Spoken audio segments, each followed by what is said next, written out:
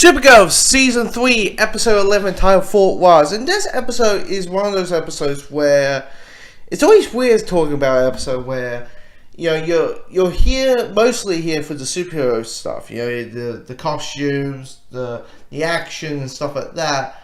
But when that is probably the weakest part of the episode, and all the stuff you really are interested about are all of the human scenes, where I will say this, all of the super element is not bad, it's just okay really, because okay, what the story is that Supergirl finds out about there's a prisoner on Fort Rozz, you know, the ship, the prisoner ship that she chucked out of orbit at the end of series 1 has intimation of way.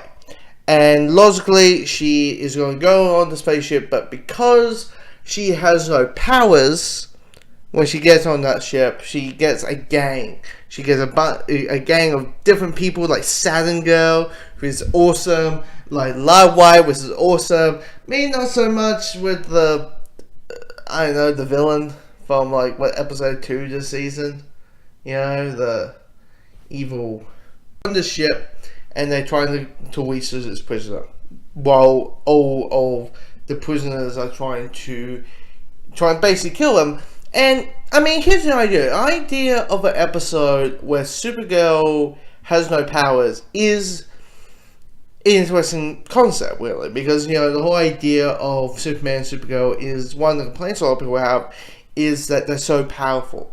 To the point that there's no way any stakes towards these characters because they are able to do this and this and this and this, to the point that you have to remind people, like, what, really? The magic, a green rock, and a red sun is kind of like their weakness? It's like, yeah, well, that's kind of lame. And it's like, about with this episode is it kind of went a little bit repetitive, really, with the, you know, action scene in the prison, and then we walk to another one and fight to another action scene, and it kind of felt a little bit, they were extending the episode, really, to a point it just felt like they didn't really have much to do with this episode with all the super aspect until, like, the last, I don't know, the last, like, 10-15 minutes, which got to me because there's something major happened in the end of this episode, which really got to me.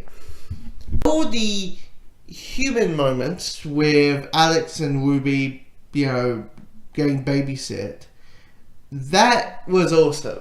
And probably, like, the only time that I ever liked the Ruby character, because it always felt like the Ruby character was, like, she's meant to be like a 13-year-old, 15, 14, whatever, and she mostly sounds like a 6-year-old. But this case, I think what helps is because of Alex. Because Alex in this has this cool, like, it's one of those things, like,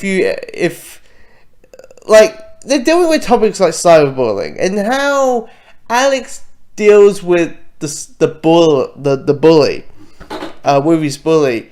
It's just hilarious. It's like you start laughing, but I am dead serious. I got slightly pissed off that they hinted Maggie again, and they don't, and they just basically say, "Oh, she you know, just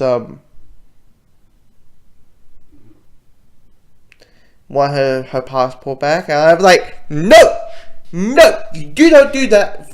You do not do that. You bring that back. And I'm like, you leave it or you bring that back. And